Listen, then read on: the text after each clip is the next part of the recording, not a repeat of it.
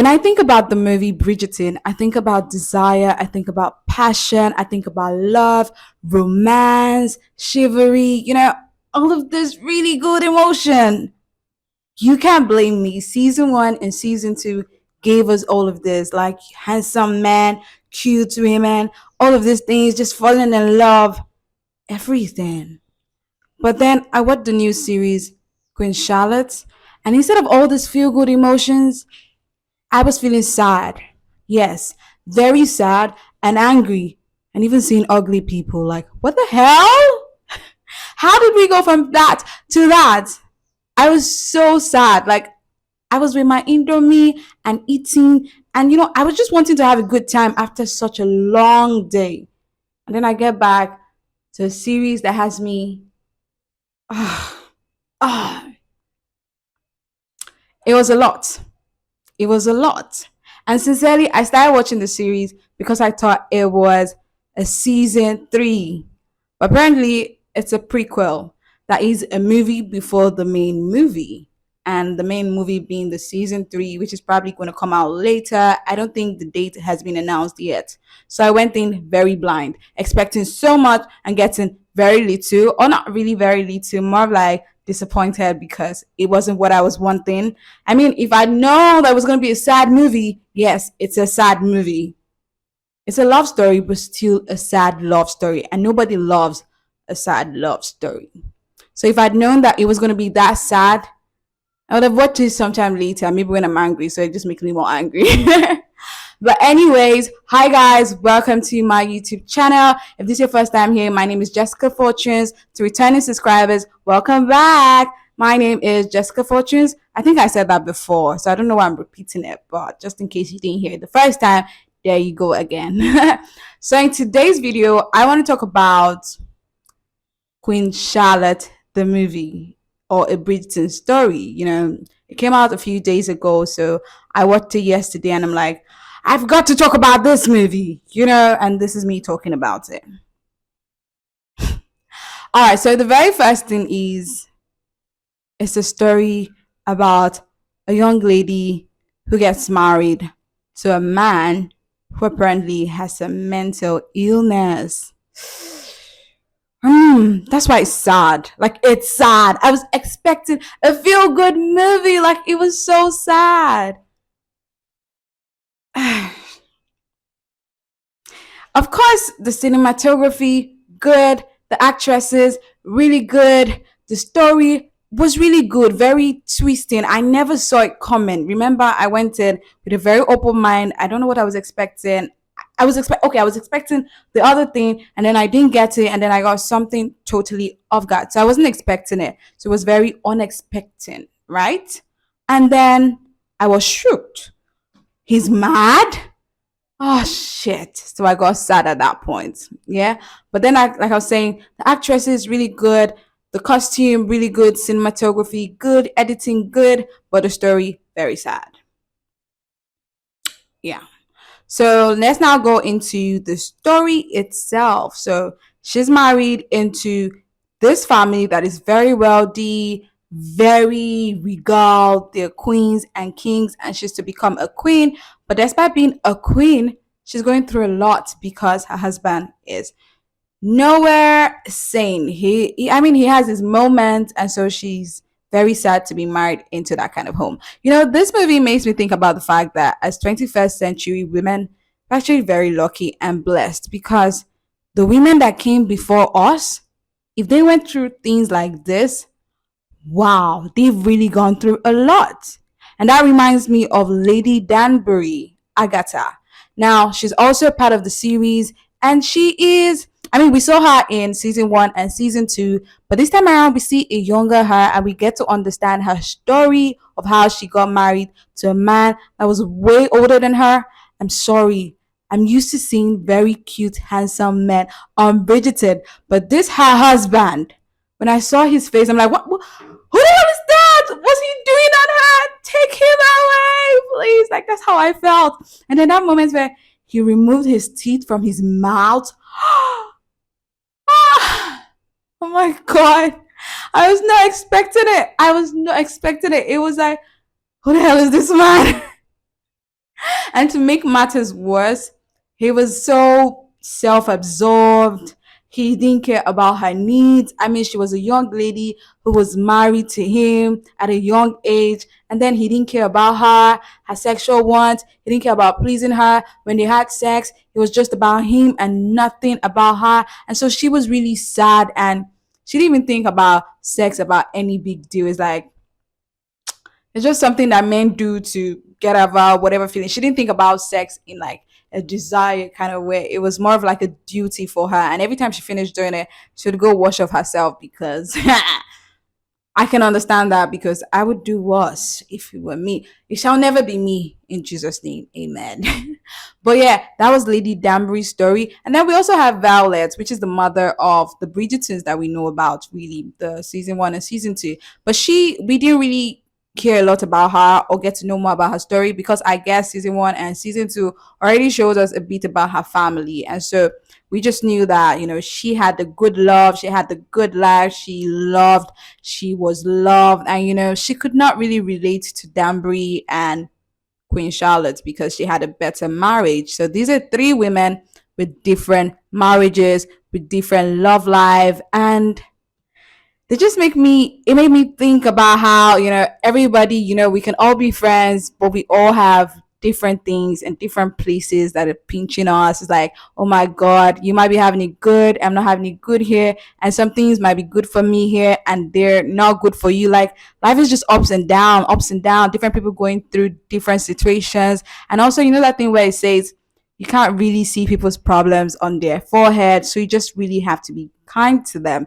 Queen Charlotte is carrying her cross. Despite being a queen, her husband isn't the man that she wants because he's dealing with mental health issues. And then Lady Danbury, despite being a black, beautiful, powerful woman, she's going through a lot because her husband isn't loving her right. Like they're having sex and she's just looking at the wall. She's not enjoying it. So she doesn't even know what good sex, good love feels like because she's never experienced it. Still, she was friends with everybody and just acting all good on the outside. So, yes, that teaches us to be nice. So, the story Queen Charlotte really goes around the lives of majorly Lady Danbury and Queen Charlotte herself. And like I said, it was a very sad story, but then there were lessons to be learned from it. So I'm going to use this opportunity to talk about some of the lessons that I picked up from it. Because, like I said, instead of giving me desire and want and happiness and feel good, this movie had me thinking deep. So all of that deep thinking, I'm about to tell you about it. So yeah, you don't have a choice. Okay, so the very first lesson, I already spoke about it, kindness. The next one would be love. To love and to be loved is such a beautiful thing, which is why I refuse to look at my past relationships with discontent and with anger and saying no, that never happened, because it did happen. And in those moments I felt loved, I felt good, and it's a blessing because some people probably have never experienced it, will never experience it, and all of those things in between. So I gotta be grateful. I know what it feels like, so I'm grateful. Lady Danbury tells us about this because she never knew what love was until her husband died, and then she went and got some outside. Yeah, I know that's some spoiler, but yeah, she did get some, but it wasn't from her husband. And the moment she got it, she felt heaven. She finally experienced what it was to be desired and loved by a man, right? So until that moment, she was living a world where she was married, but really not in love and didn't understand love. So to be loved and to love is such a blessing. And the same thing with, Queen Charlotte. The only reason why she was able to go through what she went through with her husband, staying with him despite the fact that he was ill, was because she loved him. She knew him for who he was. She understood him and he loved her back. I mean, yes, he was going through personal crisis, but he did love her. He liked her. He wanted better. He wanted to get well for her. But unfortunately, there was nothing he could do. But the love was so strong that they were able to, go through it together. And despite they went through it, they had children through old age, and she was able to hold his hand even in times when he had chaos and the kingdom went on forever. So, it is like Oh, love is a beautiful thing. I know that love can break your heart and all of that, but love is still a good thing. And I hope that we all experience it. I hope that I experience it even in abundance and more and, in future to come. Also, love with family and all of that. Yes. But it's different from love with, the other half. You know what I mean? So, yeah, there's that. Also, the theme of loneliness. Now, Queen Charlotte was married. She was surrounded by so many people, so many servants, but she was still very, very lonely. And even now, where I'm alone in this apartment and my family is far away from me, I can definitely relate. Maybe not on that scale because she was married, but I can relate to the feeling of loneliness every now and then. And I can only imagine how much hurtful it would be where you're even together, you can see the person, but because of mental illness, you're unable to talk to them. You're unable to get that feeling of companionship that you so desire. So, as much as we like to form hat girl, hat boy, loneliness ain't easy. It's not easy. And I think that everyone should aspire, should try to, not stay alone because as human beings, we're social in nature. There's a desire, innate desire within us to mingle with people, to meet people. Whether introverted or extroverted, that desire is there. So I think that we should all just try because you don't want to be lonely. You really don't want to be lonely, right? Same thing with Lady Danbury. Now, I think Lady Danbury, after her husband died, she missed him a bit, which is very, very typical because she was happy that he wasn't there, but then she's never lived life without him. So here she is and she's finally alone and she's scared of it for a bit. But eventually, she finally loves the fact that, oh, I'm alone. I want to be alone. I don't want to get married again because I've done that, did that. It didn't work out. I don't want to experience it. And then she enjoyed her journey of being alone, that is without a man. But I'm sure that that woman was getting some loving other ways, but she decided not to get married again. But it was a choice. She did not want to be paired with another man. After what she went through, I could definitely, definitely understand that. Whereas Violet, which is Mrs. Bridgerton or Lady, no, Vitcon next, Bridgerton, she experienced loneliness because her husband had died, her children were getting older, getting married, so she was starting to feel lonely. So there was a need for her to get companion or try to, get somebody to, in her words, guardian her, right? I think there are different stages to loneliness, and at every point in our lives, we'll all learn to live with loneliness or be alone because we would need to be alone at some point. But I think for me, it's important that we all have like, you know, hobbies that we really love so that on days when there's nobody, we can actually do things without by ourselves without being needy. But then again, I think that it's important to be surrounded by people. So have friends, platonic, family, visit people, talk to people because these things they're all important, right? So these are different level of loneliness that these ladies experienced, and for me I think they were able to go through it better because eventually they're friends and they get to talk about it to themselves. So have friends, have platonic relationships, have agape relationships, all of these things. Just make sure that you're surrounded with good people because we all need some loving every now and then. And of course, learn to have personal hobbies on your own because if you become like Violet and maybe your children get older, you don't want to be thinking, okay, I'm about to live 100 years. My children have gone. What am I going to start doing? So building hobbies right now and try to build those up. Okay. All right. Another theme really is a theme of being coy and sex not being discussed. Now, Violet experienced it the most because she couldn't even tell her friends about the fact that she was becoming honey. I mean, her husband had died, and yes, they used to have good sex, but now she wasn't having sex again. So she was lonely. She was honey. And I think that brings us to the fact that sex and the feeling of sex or wanting sex and horniness doesn't really die as you grow older. Maybe you think, oh, the reason I'm this active is because I'm young. Maybe you will not be as active when we're older or will not be as active when we're older. But apparently, we're still going to desire the gardening of the garden.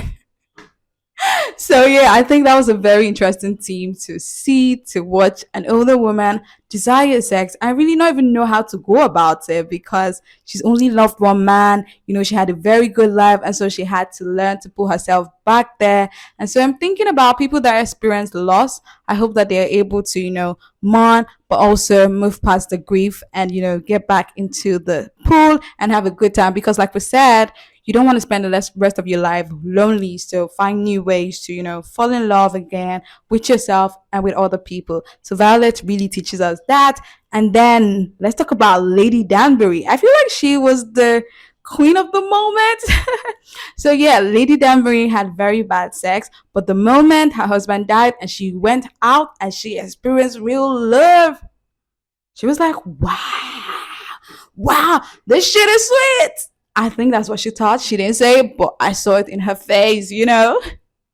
And it also brought back this conversation that we usually would have where we say, how how do you know that you're going to have good sex with this person, and what if your partner cannot satisfy you? I think that the reason why we think that way is because we've probably had sex outside, and so you've experienced this wild life and you expect your partner to be that way. Because Lady Danbury did not know what good sex was, so she was just dealing with it. But the moment she experienced good love, I'm sure that she would never go back to that previous life. It's like, no, I know what I like now. Let's do this shit this way because this is how I like it. So I think that if you want to avoid having that in your marriage, you might not want to have sex with a lot of people, because if not, you're going to have different appetites. You're going to have that's what I think. I don't know if it's correct, but that's what I think, right? And also the conversation about sex. I think that we need to talk about sex more often. As a child, I remember the first time I spoke to my friends, my girlfriends, about sex. It was like a weight had been lifted up of my shoulder because I was so scared to talk to them about sex. But when we finally did it, I was so happy. And now we have these conversations like very frequently and we're free with each other. So I think that more people need to have this conversation, not from a place of, oh, yes, have sex every day, every day, every day, but from a place of learning, from a place of knowing yourself, from a place of no shame, because you know that there's no shame around it. It's just very human nature to want to have sex, right? The last thing I'm going to talk about is going to be mental illness. Like I mentioned, Charlotte's husband, George, he was mentally ill. And so she did not know until after they were married and days after, right? Even after she was pregnant, I think. So I think it was very unfair. And I think that it was hard for him as well. So I think that I would say that this is an eye opener, that we should all have these conversations in the talking stage. We're getting to know people. We should be open. We should ask deep questions, not just the surface level questions. Are you rich? Do you have money? Do you work? Yes. But there are other innate questions that we need to ask, really deep questions that we need to think about, because mental health is something that you need to know, and you need to know if you love the person enough to be able to want to go through life with them despite the illness, because it's not their fault, right? So you need to know everything. And I think for anyone dealing with mental illness, I can't imagine what it's like. I don't know what it's like, but I'm hoping that you find love. I know that you will find love. It might be harder, but I believe that you would find love. And I think that you should also be open to letting people love you, because George was also very scared of how would she take me if only he had just, told her from the beginning, or at least when they were married and he found out that he was starting to love her. Just open up to her and tell her so that you can walk through it together. And do not be ashamed, because it's not your fault. You did not create yourself, right? It just happened. And you've got to, I mean, God who created you, I feel like he made provisions for how you're going to live. So just open up to the people that love you and talk about it. And I feel like there's always going to be a solution at the end of the road.